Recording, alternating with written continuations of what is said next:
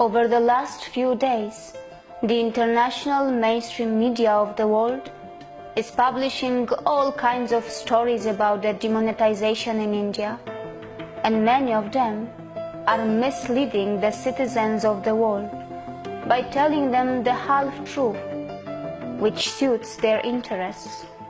However, every citizen of the world deserves to know the reality. Not so long ago, the government of India ran a massive campaign in which they encouraged all the citizens of this country to open a bank account, and that could be done even with a zero balance.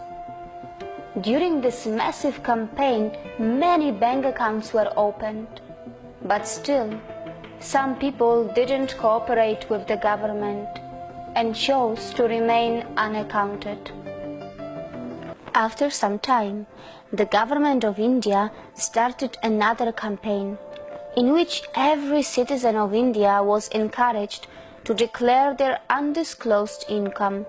And not just that, the government of India even went one step ahead and promised that no questions would be asked to such depositors.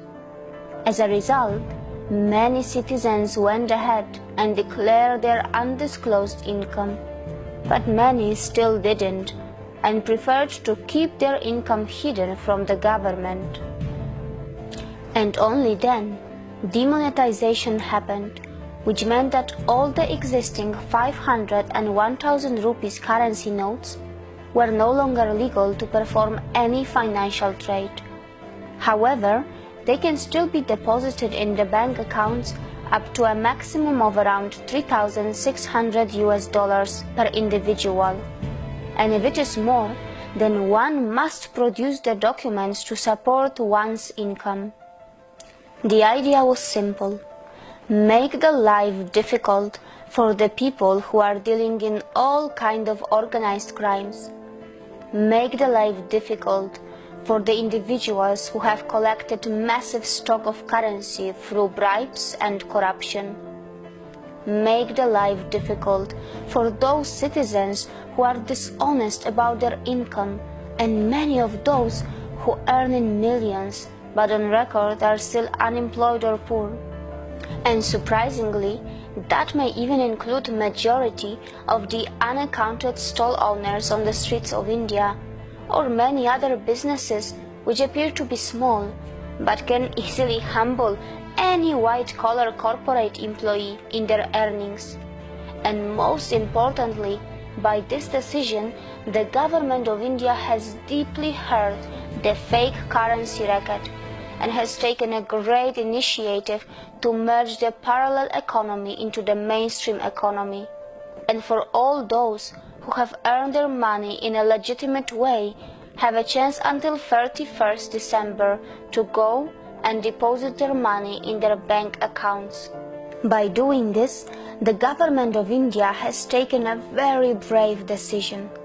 However, it may not be a very popular decision among the poor or uneducated section of the society, who are too unaware to understand the deep economics behind this move. They may not know that in the long run, it is good for them, as they may feel the heat in the short term. Many from the international media were only highlighting that the daily wage worker is not being able to get work for a few days, as there is shortage of cash in the market. However, the same international media forgot to highlight that the fact that the government of India was encouraging every Indian to open a bank account even with a zero balance for a long time.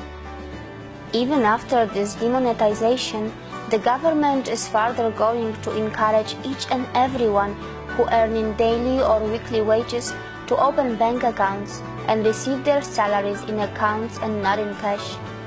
To give you an example, let me tell you how the small wage workers can benefit by this move. To start with, their salaries will be on time, and they will be able to complain to the concerned authorities in case of non-payment by their employer. And not just that, the worker would also get the benefits of the industrial acts and will be able to have PF, Provident Fund. They will also be able to have free medical treatments from ESI, Employees State Insurance Corporation hospitals, and medical colleges. And the biggest turnaround is likely to be seen in the freshly updated poverty and unemployment statistics from India, as due to this decision, many so-called poors are going to jump out of the poverty line in a moment. Not because they would start to earn more overnight, but just because what they earn will now be more visible to the government, and more importantly, to the international organizations who have some horribly wrong statistics of India's unemployment and poverty rate. On the other hand, some of the journalists from the international media are counting the death toll due to demonetization, which according to them has reached 25 so far, which is absolutely sad, but at the same time they forgot to tell the citizens of the world that due to demonetization, all kind of big and small organized crimes in India have almost stopped, and the deaths due to violence of all kinds have also been stopped too, which has saved lives of many more than 25 people. By demonetization, the actual production and consumption of India is not going to change overnight.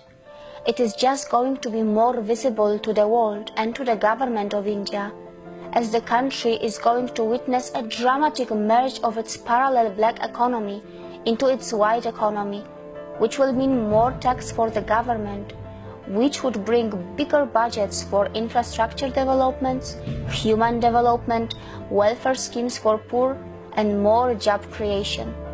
One must remember that bigger revenues mean bigger budgets, and bigger budgets mean bigger growth and bigger possibilities. The government of India must remember that now every citizen of India is going to depend a lot more on them, as the citizens of India are going to reveal to the government all their wealth and income honestly. And now it will be even a bigger responsibility for the governments to ensure that there is not scam, high-level corruption, and a proper utilization of funds. The government of India will have to have a fine balance and not over-depend on the outside financial world, must make its fundamentals even stronger to withstand the future global recessions, as the citizens of India won't be able to play their role in saving their country with the informal economy as it happened in the past. The revenue and the tax collection of the central and state governments is going to increase by this move, but that also means more responsibility for them.